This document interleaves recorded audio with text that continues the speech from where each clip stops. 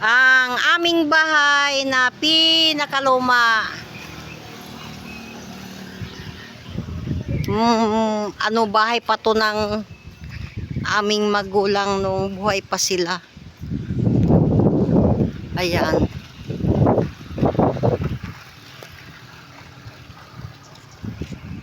Dito sa gilingan yan, kaya ang naga-maintenance dito yung kapatid na bunso ng nanay ko. Remembrance man lang sa magulang daw namin, kaya asikaso nila, ginalagaan. Yan, bahay naming luma.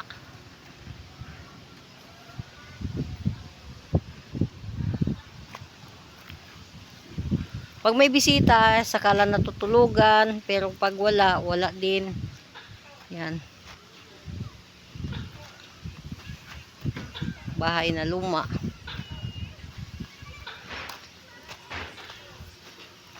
Pasukin natin ang loob.